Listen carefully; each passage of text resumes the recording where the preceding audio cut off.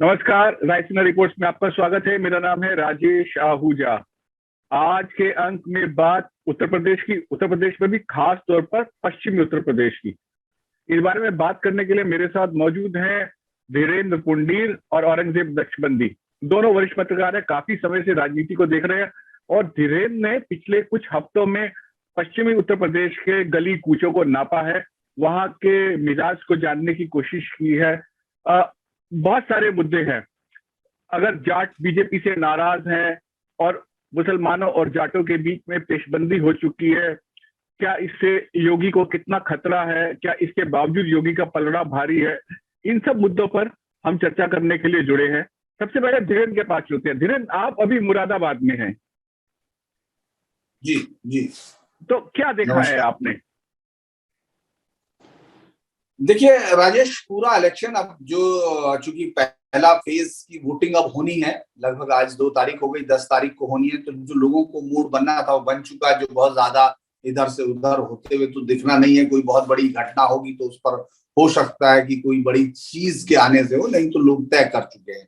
तो मुझे लगता है कि अगर हम पश्चिमी उत्तर प्रदेश की तरफ पहले, ये चूंकि यहाँ दूसरे फेज में है, पहले फेज में मुजफ्फरनगर, मेरठ, बागपत और उस तरफ साइड में चुनाव है, ये सेकंड फेज का चुनाव है। लेकिन ये इसलिए बहुत इंपॉर्टेंट इलाका है क्योंकि यहाँ जैसे आप संभल जैसी जगह में जाएंगे जहाँ अल्पसंख्यक आबादी 55% तक है डिस्ट्रिक्ट वाइज में, और सीट पर तो खैर 66% है, उस तरफ उसको 70% भी है। फिर यहाँ भी आप मुरादाबाद में भी कई सीटें ऐसी हैं जहाँ काफी ज्यादा संख्या है। तो वो तमाम चीजें इलेक्शंस में किस तरह से रोल अगर आप वहां प्ले करते हुए देखेंगे तो आपको बहुत अलग, जो ग्राउंड पर है वो एक अलग चीज दिख रही है। जी राजेश। धीरेन्द्र, ये कहा जा रहा है कि जाट जो हैं वो बीजेपी से बेतरह नाराज है और धीरेन्द्र से अभी हमारा वीडियो संपर्क टूट गया है। हम पहले औरंगजेब के पास चलते हैं। औरंगजेब, ये बताइए हमको कि जाट जो है, ये कहा जा रहा है कि बीजेपी से बेतरह नाराज हैं और ये नाराजगी कोई गुल खिलाएगी क्या? क्या इसके बावजूद ये माना जा सकता है ये बीजेपी को मुसलमानों और जाटों की पेशबंदी, जयंत चौधरी और अखिलेश यादव की पेशबंदी, ये बीजेपी को कितना नुकसान पहुंचाएगी पश्चिमी उत्तर प्रदेश में? देखिए, अगर ये सचमुच में ये जुगलबंदी हो जाएगी तब काफी नुकसान हो जाएगा बीजेपी को। तब क्योंकि हम देख रहे हैं कि ये बहुत ही महत्वपूर्ण एक हिस्सा है उत्तर प्रदेश का, और जिस तरह से हमने पिछली बार का वोटिंग पैटर्न देखा, जिस तरह से हमने देखा कि किस तरह बीजेपी काफी आगे निकल चुकी इस रीजन से, तो अगर जाट और मुसलमान एक हो जाएंगे इस बार तो काफी जो है बीजेपी के लिए बहुत ही नुकसानदायक हो जाएगा ये। राजेश, हम धीरेन्द्र के पास वापिस चलते हैं। धीरेन्द्र से हमारा संपर्क जुड़ चुका है। धीरेन्द्र, ये बताइए कि आपने देखा कि जयंत चौधरी और अखिलेश यादव की जो पेशबंदी है, जो उनका कॉम्बिनेशन है, वो बीजेपी को कितना नुकसान पहुंचाएगा। पिछली बार हमने देखा था कि 2017 से जो बीजेपी की वेव शुरू हुई थी पश्चिमी उत्तर प्रदेश से, और वो वेव जो है वो पूर्वी उत्तर प्रदेश में जाके खत्म हुई और बीजेपी जो है 300 से ज्यादा सीटों पर काबिज हुई। तो इस बार क्या वैसी ही आपको संभावना दिख रही है या बीजेपी का थोड़ा सा, क्या बहुत ज्यादा, कितना नुकसान आप उसको आकलन करते हैं कि इस गठबंधन से होगा?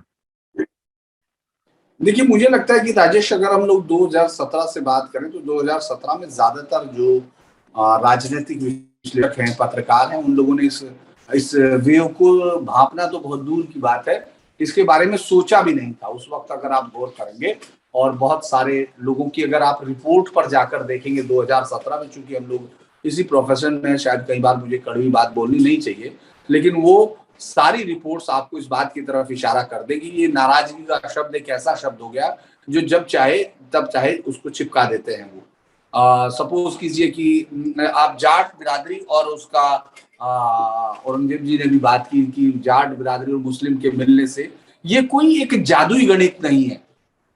ये एक ऐसा शब्द है जिसको इतना गढ़ दिया गया है कि उसके बारे में मुझे लगता है कि आप चुनावी रिपोर्टिंग पर अगर कोई जाना चाहता है, और यहाँ मतलब जो लोग नहीं जानते हैं वे आउटपुट डेस्क के बारे में, यानी जो लिखते हैं, अगर वो लैपटॉप के ऊपर ऐसे करे कीबोर्ड के तो वो अपने आप लिख देता है जाटलैंड जाटलैंड जाटलैंड, क्योंकि इतना इजीनेस आदत हो गई है लोगों को समझने की।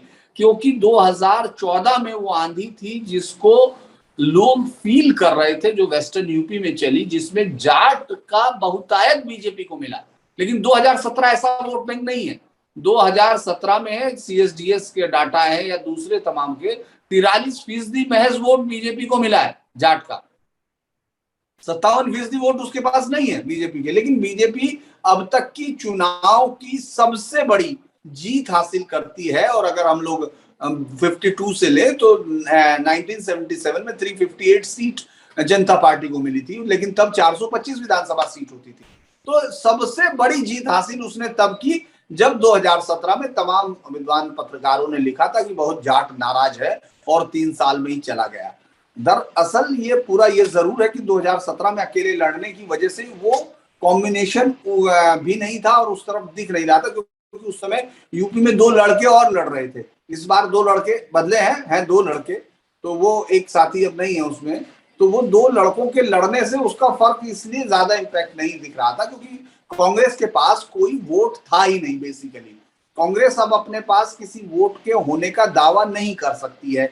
उत्तर प्रदेश में मैं जो कहूँ बात उसी के बारे में हम लोग बात कर रहे हैं। लेकिन जयंत चौधरी के पास वो जो वोट था, जो उसको मिला था, वो उनके पास अभी भी है और उसको उन्होंने मुस्लिम वोटर्स के साथ जोड़ दिया। तो ये एक अच्छा कॉम्बिनेशन है जब आप पश्चिमी उत्तर प्रदेश की बात करते हो। लेकिन ये अकेला कॉम्बिनेशन विनिंग कॉम्बिनेशन है, तो ये बात समझना मुझे लगता है बहुत ही नासमझी की बात होगी पॉलिटिकली जो उसको एनालाइज करते हैं, क्योंकि बहुत कम सीटों पर ये मिलकर 50% से ऊपर का आंकड़ा तय करते हैं। और इनके साथ अगर कोई लोकलाइज्ड कास्ट का वो अगर कैंडिडेट इनका नहीं है वहां, तो इनके पास और कोई वोट बैंक दिखाई नहीं देता। यानी मुस्लिम और जाट के अलावा अगर आप कॉमन आदमी से कॉमन तरीके से बात करेंगे, जो दूसरी जातियां हैं वो उनके साथ खड़ी हुई नहीं दिखती हैं। क्योंकि दोनों वोकल कॉम है, एग्रेशन है, पॉलिटिकली बहुत अवेयर है, तो वो हर चीज को भुनाना भी जानते हैं, तो वो उसका बहुत सारा रिवर्स इम्पैक्ट भी होता है। तो मुझे लगता है कि ये जो कि बहुत बड़ा नुकसान होने जा रहा है, उस तरह का कोई नुकसान बड़ा नहीं है। हाँ, अगर कोई आंधी अंदर से चल रही है जिसको हम लोग नहीं देख पा रहे हैं तो अलग बात है। लेकिन अगर मैं आज की डेट में कहूं तो बीजेपी वहां सीट लूज कर रही है। और अगर आप बीजेपी के चुनाव के बारे में मुझसे पूछे पश्चिमी उत्तर प्रदेश में, तो पश्चिमी उत्तर प्रदेश में योगी की लहर के तौर पर आप उसको देख सकते हैं, एक मुख्यमंत्री के तौर पर। लेकिन योगी के विधायकों के खिलाफ एंटी इनकम्बेंसी की लहर से भी ऊपर की स्थिति है। यानी उसको आप आंधी तक ले जा सकते हैं पूरे इलेक्शन में। अगर मैं करता हूं और मेरे से आप अगर पूछोगे, बहुत तल्ख होता है ये बात, लेकिन ना अखिलेश और जयंत की जोड़ी को वहां योगी के सामने कोई, मुझे नहीं लगता कि उससे बहुत ज्यादा वेस्टर्न यूपी में बहुत इंपैक्ट होगा। सबसे बड़ा इंपैक्ट योगी को उनके विधायकों के खिलाफ जो लहर है, उनके विधायकों के खिलाफ जो लोगों में रोष है, वो बहुत बड़ा नुकसान बीजेपी को करता है अगर चुनाव तक लोग अपने माइंड को तय नहीं करते हैं। क्योंकि जिससे भी आप बात करेंगे वो विधायक से नाराज है, योगी से खुश है। पश्चिमी उत्तर प्रदेश, इसीलिए मैंने कहा, मैंने हिस्सा बांट दिया है, मैं उसको बाकी सब जगह नहीं कह रहा हूं कि पूरब में या सेंट्रल जो रुहेलखंड में आगे बढ़कर जो सेंट्रल यूपी है उसमें इस तरह की आंधी होगी या नहीं वो देखना पड़ेगा। लेकिन वेस्टर्न यूपी में योगी नाम अपने आप में फैक्टर है। उनकी लोकप्रियता बाकी दोनों नेताओं या तीनों नेताओं जो उनके सामने बहुत ज्यादा है। लेकिन उनकी दिक्कत यह है कि वो जो वोट काटने वाली लाइन थी जिस पर चल रहा था, मुझे लगता है वो कमजोर है। 2 बातें इस चर्चा में उभर के बहुत सामने आई है। औरंगजेब का कहना है कि जयंत चौधरी और अखिलेश यादव की जो गठबंधन है, उनका जो पेशबंदी है, उससे बीजेपी को नुकसान पहुंचेगा। लेकिन धीरेन्द्र का कहना है कि ये नुकसान पहुंचेगा, लेकिन ये इतना नहीं होगा कि बीजेपी की पेशकदमी को रोक पाए। और धीरेन्द्र का एक और उन्होंने बहुत ही एक अहम बात बोली है कि विधायकों के खिलाफ, बीजेपी के विधायकों के खिलाफ वहां पर लोकल लेवल पे बहुत रोष है। लेकिन क्या ये रोष योगी को मुख्यमंत्री बनाने की, दोबारा मुख्यमंत्री बनाने की कामना पर हावी हो पाता है या नहीं हो पाता, ये देखना अभी बाकी है। धीरेन्द्र, इसके अलावा ये बताइए कि हम लोग सब जगह सुन रहे हैं कि मायावती का सुपड़ा साफ हो गया है। पश्चिमी उत्तर प्रदेश मायावती का घर है, और उनका गांव वहीं पे पश्चिमी उत्तर प्रदेश में है, और उनका ट्रेडिशनल वोट बैंक वहां था। क्या आपको लग रहा है कि मायावती बिल्कुल लड़ाई से बाहर है, उनको कोई सीट नहीं मिलने वाली है, वो बहुत ही कम सीटों पर सिमटने वाली है? क्या लगता है आपको?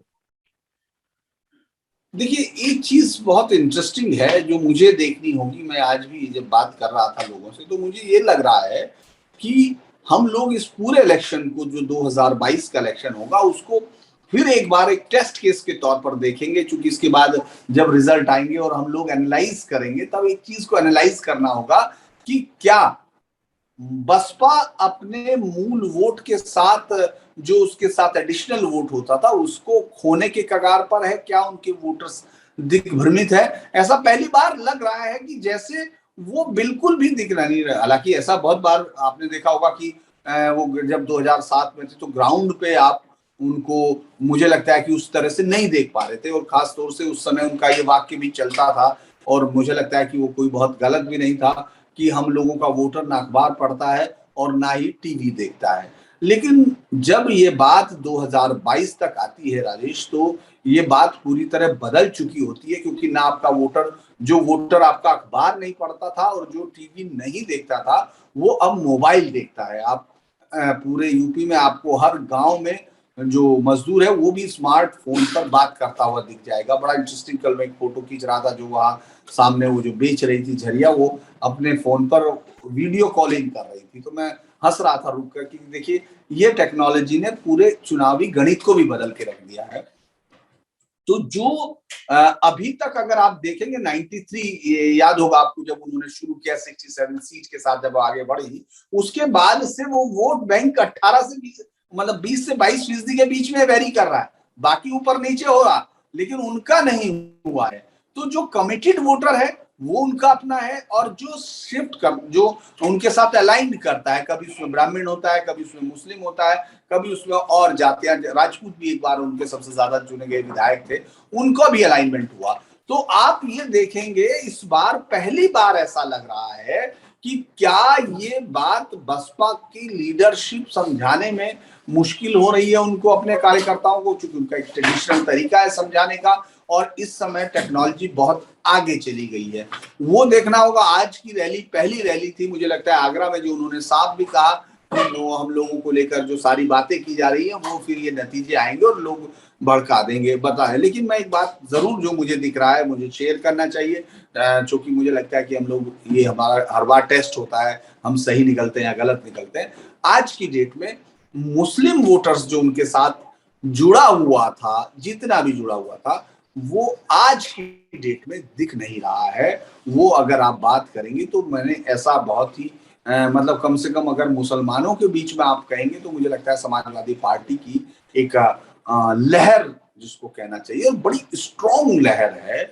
यहाँ तक कि आपको जो कैंडिडेट्स हैं, या जो विरोध करके बसपा का टिकट लाए हैं, जिनका सपा ने टिकट काटा है या उनको कोशिश की, उनको ग्राउंड में जगह नहीं मिल रही है राजेश। तो हमको अब ये देखना है। धीरेन्द्र, आप लगातार इस पॉइंट को रेखांकित कर रहे हैं कि खाली जाट और मुसलमान का कॉम्बिनेशन जो है, कुछ सीटों पर वो अखिलेश यादव और जयंत चौधरी की गोलबंदी को फायदा पहुंचा सकता है, लेकिन वो अपने आप में इसे एक वेव में बदलने में काबिल नहीं है। अगर आपको इसको वेव में बदलना है, तो इसमें दूसरी जातियों को इसमें शामिल होना पड़ेगा, आपका ये कहना है। और ये आपको स्थिति अभी वहां पे नजर आ नहीं रही है। और दूसरी बात आपने ये कही कि मुसलमान जो है वो पूरी तरीके से गोलबंद हो चुका है। इस सूरत हाल में असदुद्दीन ओवैसी, जिनकी सभाओं में खूब भीड़ जुट रही थी, और जिनको मुसलमान जो है अपने रहनुमा के तौर पर देख रहे थे काफी समय से, और जिसका बीजेपी को फायदा भी हो रहा था, क्योंकि असदुद्दीन ओवैसी जो है वो एक ध्रुवीकरण का बिंदु है, जिसका फायदा बीजेपी को पहुंचता है। तो क्यों, आपको क्या लगता है कि अगर मुसलमान पूरी तरीके से अखिलेश यादव के प्रति के साथ गोलबंद हो गए हैं, और वो अपना वोट, उनको लगता है कि किसी और पार्टी को देंगे तो वो उसका वो जाया जाएगा, तो इस सूरत में असदुद्दीन ओवैसी और AIMIM का क्या होगा, उसके बारे में आपका क्या आकलन है? देखिए, एक बहुत बड़ा, मुझे लगता है कि अभी असदुद्दीन ओवैसी का समय यूपी में नहीं आया है, असदुद्दीन ओवैसी आ चुके हैं यूपी में। ये मेरी बात को इस तरह समझ सकते हैं कि सेंट्रल गेट पर अलीगढ़ मुस्लिम यूनिवर्सिटी के स्टूडेंट्स के साथ बात करते वक्त लगभग 20-25 स्टूडेंट्स के में से लगभग 15-16 बच्चों ने ओवैसी के लिए बात की, ओवैसी के बारे में बात की और ओवैसी के साथ इस बात के लिए जुड़ने की बात की कि मुस्लिम लीडरशिप को वो पहली बार इस तरह कह रहे हैं कि मुख्यमंत्री बनेंगे। लेकिन मुझे लगता है कि हमने मीडिया भी बहुत सारी चीजों को एग्जरेट करता है, तो उसमें ओवैसी का यूपी का अभी का चुनाव है, उसको इस बार के चुनाव को हम उसी एग्जरेशन उसके साथ जोड़ रहे हैं। जो एग्जरेशन जो चल रहा है वो इसलिए क्योंकि आप अखबार में पढ़ते हैं या जब डाटा लेते हैं तो आपको लगता है कि पिछली बार ओवैसी का उम्मीदवार संभल में नंबर 2 पर रहा था, याद होगा आपको, और सब लोग अक्सर उसको जुटा रहे हैं। लेकिन जब आप उस उम्मीदवार के बारे में जानते हैं और जब संभल के बारे में जानते हैं तो आपको ये पता चल जाएगा कि जो 60,000 वोट था उसमें से 55,000, 60,000, 58,000 तो वो उम्मीदवार खुद ले सकता है। वो शफीकुर रहमान बर्क साहब का बेटा जियाउर रहमान बर्क था, जिसको टिकट नहीं मिला था समाजवादी पार्टी से। वो नाराज होकर उसने उस पार्टी को पकड़ लिया और उस पार्टी को पकड़ने पर उनका परिवार का जो वोट है, जो शफीकुर रहमान बर्क का वोट है, वो वहां शिफ्ट होना ही था। इस बार ऐसा नहीं है, इस बार वो चले गए वहां।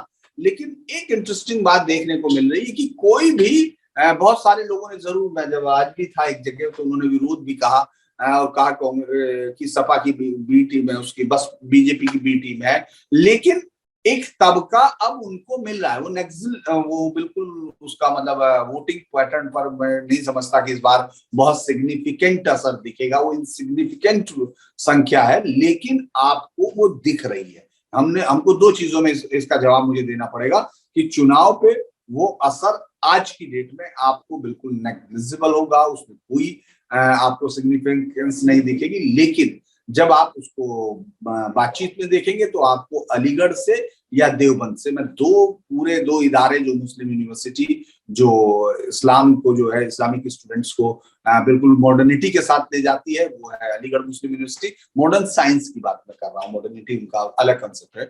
और जब आप दूसरी तरफ जाते हैं तो देवबंद है, जो पूरी दुनिया में दीन की जो एजुकेशन है, जो दीन की शिक्षा है, उसके लिए जो तालिब तैयार होते हैं वो पूरी दुनिया में जाते हैं। वहां दोनों तरफ ओवैसी अब एक मुद्दा हो गए, बातचीत के लिए मुद्दा हो गए। ज्यादातर लोगों ने, बहुत सारे लोगों ने ये कहा कि वो इस बात आस्था नहीं है तो हम उनको वोट नहीं देंगे। रहा था कि उनकी लीडर है और उनके साथ मुसलमानों की जो बेसिक समस्या है कि उनका मुख्यमंत्री क्यों नहीं हो सकता, उस पर बात करूं। मैं औरंगजेब के पास वापस जाना चाहूंगा। औरंगजेब, आपसे 2 सवाल हैं। पहला सवाल तो ये है कि धीरेन्द्र ने इस बात को पॉइंट आउट किया कि पिछली बार यूपी में 2 लड़के थे, राहुल गांधी और अखिलेश यादव, तो काफी उसको लेके उत्सुकता रही, भीड़ भी जुटती थी। लेकिन इस बार लड़के जो हैं वो बदल गए हैं। इस बार जयंत चौधरी और अखिलेश यादव है। जाहिर तौर पर धीरेन्द्र की बातों से ऐसा लगता है, धीरेन्द्र वहां पे घूमे हैं, उनको लगता है कि ये 2 लड़के जो हैं पिछली बार के 2 लड़कों से बेहतर हैं चुनावी संभावनाओं के लिहाज से। तो हमने बिहार में देखा कि कांग्रेस का जो आरएलडी के साथ अलायंस था, उसका नुकसान जो है खामियाजा, क्योंकि कांग्रेस हमेशा से पिछले हम 10 सालों से देख रहे हैं कि कमजोर कड़ी जो है वो हमेशा कांग्रेस साबित होती है और उसका खामियाजा तेजस्वी यादव को भुगतना पड़ा। तो इस बार क्या स्थिति बेहतर रहेगी? अखिलेश ने क्या कांग्रेस के साथ अलायंस नहीं करके समझदारी का परिचय दिया है? आप इस बात से सहमत हैं? देखिए राजेश, सबसे पहले मैं धीरेन्द्र का ना जो उन्होंने कहा कि 2017 का, बिल्कुल ठीक कहा इन्होंने। देखिए, हम जो पढ़ रहे थे उसमें हर फेज में एक नई पार्टी को जिता देते थे लोग। होता क्या है आजकल, इलेक्शन कवर करने का तरीका जो है उस सिस्टम हम पुराना ही यूज करते हैं। टैक्सी ड्राइवर से पूछते हैं, चाय वाले से पूछते हैं, और हम बेसिक डीप नहीं चले जाते हैं। तो इसलिए आंकलन और एनालिसिस और उसका आउटकम गलत हो जाता है। ये मैंने अब देखा है कि इलेक्शन करना कोई आसान काम नहीं है।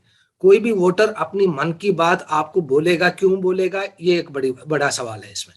अब रही बात आप कह रहे हो कि अखिलेश ने क्या उनकी डिसीजन पे, देखिए लास्ट जब 2017 में दोनों एक साथ आए थे, अखिलेश यादव और राहुल गांधी, तो नरेंद्र मोदी ऑलरेडी प्रधानमंत्री बन चुके थे।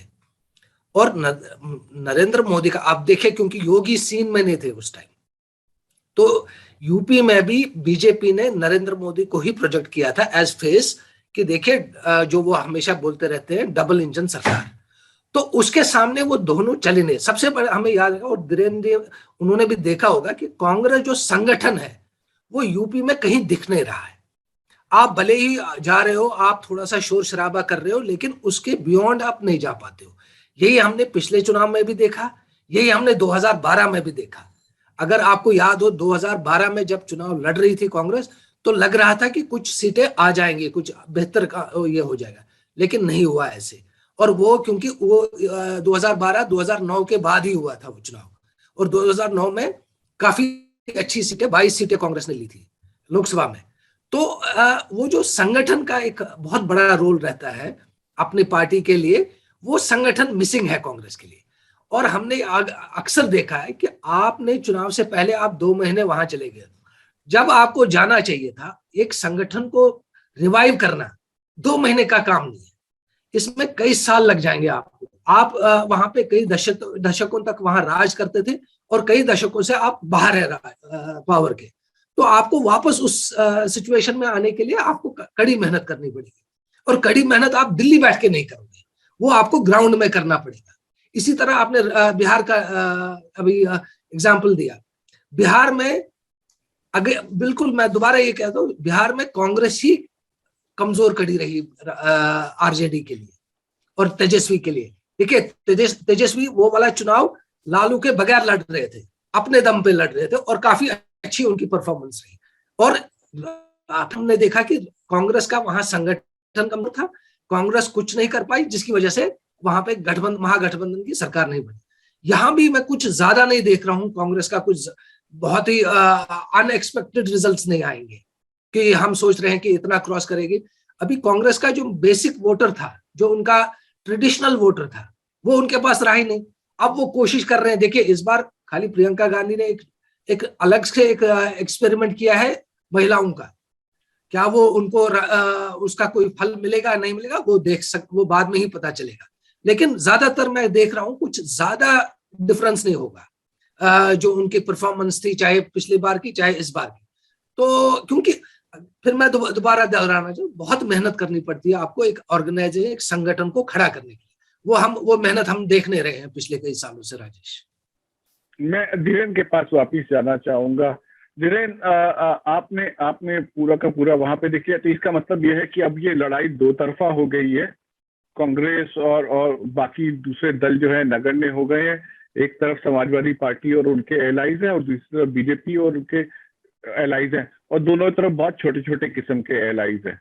तो ये आपको क्या लग रहा है कि ये ध्रुवीकरण हो चुका है, और दोनों पक्षों के बीच में सीधी लड़ाई है, और बाकी सब दल जो हैं वो इस दौड़ से बाहर हो चुके हैं?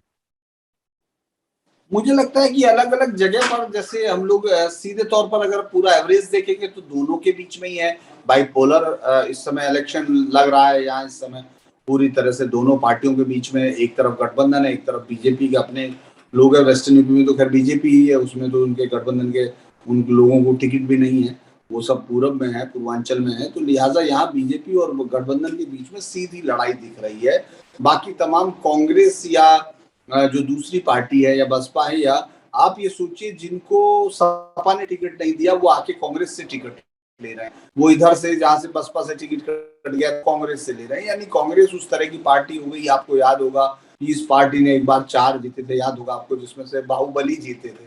तो वो पार्टियां अपनी जीत गिन ले तो वो अलग बात होती है। जो मैंने अभी आपको कहा कि उसको मजलिस अपना मान ले, जो 60,000 वोट मिले थे, तो ये उसकी गलती होगी।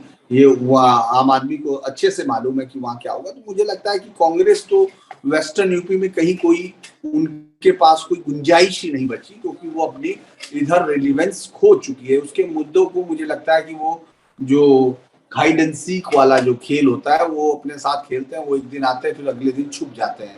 तो आपने देखा होगा शुरुआत में जब प्रियंका आई तो उनको मीडिया ने काफी कवरेज भी दिया, और जो एक लेफ्ट का वो अपोजिशन का स्पेस होता है उसको उन्होंने बहुत उस तक हासिल किया। लेकिन फिर लोगों ने देखा कि वो उनके कार्यकर्ताओं को भी इसलिए निराशा हुई कि वो एकदम ऐसे आना, ऐसे जाना, छू कर चले जाना, जबकि इस समय दो ऐसी पार्टियां हैं। देखिए, मुस्लिम वोटर्स समाजवादी पार्टी के साथ बहुत लंबे समय से इंटैक्ट है, तो उनके पास एक बेस है। दूसरा, जातिगत पार्टियां, जो जातीय पार्टियां होती है, जो जाति पर खड़ी होती है, उनका एक जाति के साथ बहुत अलाइनमेंट होता है, वो उसके साथ बनी रहती है, तो वो समाजवादी पार्टी के पास था। दूसरी रही बीजेपी, जिसके नेता 24 घंटे पॉलिटिक्स में और फील्ड में रहते हैं। आप उनको देखेंगे कि वो लगातार 24 घंटे राजनीति कर रहे हैं। मैं इसको नहीं मानता कि कोई बहुत ज्यादा, मैं स्ट्रेटजी का बहुत बड़ा योगदान नहीं मानता हूँ। मेरा मानना यह था जब जनता अपने पे आती है तो वो सबको उड़ा देती है, लेकिन फिर भी आप उन लोगों को देखेंगे, जैसे लोगों की सबसे पहली नाराजगी क्या होती है कि विधायक आता ही नहीं है, या हमारे पास वो नेता तो आता ही नहीं है। तो इसका मतलब उस मिलने जुलने का, ग्राउंड पे रहने का बहुत बड़ा असर होता है। कांग्रेस उसमें बिल्कुल नेग्लिजिबल है, कहीं गायब है, दिखती नहीं है, और उनके पास अब ग्राउंड में कुछ नहीं बचा है। बल्कि मैं तो कहूंगा कि कभी आप जब ये करें तो ये जरूर देखें कि 125 सीटों पर जब कांग्रेस लड़ी थी फर्स्ट टाइम, 300 सीटें उसने बसपा को दी थी, तो उन 300 सीटों में से क्या कांग्रेस कभी भी उन 300 में से एक भी सीट वापस ले पाई? ये बड़ा इंटरेस्टिंग होगा। मुझे कई बार सोचता हूँ, तो ऐसी बातचीत कर रहे थे, जब आप एक बार फील्ड छोड़ देते हैं गांव में तो आपको लौटना बड़ा मुश्किल होता है। कांग्रेस उस समय से निकल चुकी है। बसपा का हमको देखना है, क्योंकि बसपा यहाँ बहुत स्ट्रॉन्ग बेस के साथ थी। आपको याद होगा हरोड़ा विधानसभा पर वो कितनी वोटों के साथ जीतते थे। जाटव वोटर सबसे ज्यादा शक्ति के साथ यहाँ है, और सब जगह हर सीट पर बहुत मजबूती के साथ वोट डालता है। तो मुझे लगता है कि इस बार ये बहुत ही टेस्ट केस होगा बसपा के लिए, कि उनको एक तो ये भी होगा कि बसपा के वोटर को देखना होगा कि वो कहाँ जाता है, और ये देखना होगा कि फिर बहन जी की राजनीति फिर आगे किस तरफ जाती है। 2022 का इलेक्शन जो है, इस पूरे इलाके में मैं फिर कह रहा हूँ कि मुस्लिम राजनीति एकदम बदल चुकी होगी 2022 के बाद, क्योंकि जो 89 के बाद आपने देखा होगा सईद मुर्तजा, अहमद हसन और वो तमाम बड़े नाम आपको याद होंगे, उस समय हम और आप अखबारों में पढ़ते थे, वो 89, 91 के बाद गायब हो गए। उसके बाद ये पहली बार आजम खान, कादिर राणा, अखलाक, हाजी अखलाक, साहिद याकूब कुरैशी, इसने भी, इमरान मसूद तो खैर 2000 के करीब आना शुरू हुए, लेकिन 2010 के बाद ही मुझे लगता है उनका नाम हुआ। लेकिन ये एक 30 साल तक की पॉलिटिक्स में मुस्लिम राजनीति के चेहरे उस चुनाव के बाद मिल गए थे, 90s के बाद मिलने शुरू हुए। तो मुझे लगता है कि अब 2022 के बाद एक नई मुस्लिम पॉलिटिक्स आपको दिखाई देगी, जिसमें नए चेहरे होंगे और ये पुराने लोग अपनी पहचान खो चुके होंगे। 2022 के बाद बसपा का एक नया स्टाइल हमको देखने को मिलेगा, जो अपनी एक पुरानी उससे ट्रेडिशनल जो स्टाइल है उससे आगे हटकर वो दिखेगा। जी, बहुत बहुत धन्यवाद आप दोनों का इस चर्चा में शामिल होने के लिए। कुछ एक बिंदु हैं जिनको मैं रेखांकित करना चाहूंगा इस बातचीत में सामने हुए। औरंगजेब का कहना है कि अखिलेश यादव और जयंत चौधरी का जो तालमेल है वो बीजेपी को नुकसान पहुंचाएगा। धीरेन्द्र का कहना है कि धीरेन्द्र इस बात से सहमत है कि वो नुकसान पहुंचाएगा, लेकिन धीरेन्द्र का ये कहना है कि ये नुकसान इस हद तक नहीं होगा कि उनके बीजेपी के कारवां को वो रोक लिया जाए। बीजेपी की सीटें कम हो सकती हैं, लेकिन अभी भी ऐसा संभावना जताई जा रही है कि बीजेपी अगर अपने विधायकों के प्रति जो लोकल लेवल पे रोष है, अगर उसको थामने में कामयाब हो गई तो ये नुकसान को वो काफी हद तक रोक लेगी। दूसरी बात यह है कि लड़ाई दो तरफा हो चुकी है। एक तरफ पश्चिमी उत्तर प्रदेश की हम बात कर रहे हैं, उत्तर प्रदेश के बाकी क्षेत्रों की बात नहीं कर रहे हैं, जहाँ पे एक तरफ समाजवादी पार्टी और जयंत चौधरी है, और दूसरी तरफ बीजेपी और उनके एलाइज है। पश्चिमी उत्तर प्रदेश में एलाइज की बात नहीं मिल रही, बीजेपी है। इसके अलावा समाजवादी पार्टी के अलावा इनके अलावा बाकी पार्टियां, बहुजन समाज पार्टी, कांग्रेस या असदुद्दीन ओवैसी की पार्टी, वो एक सिर्फ दर्शक की स्थिति में है, वो चुनाव को प्रभावित कर पाने की स्थिति में नहीं है। बहुत बहुत धन्यवाद आप दोनों का इस चर्चा में शामिल होने के लिए। नमस्कार।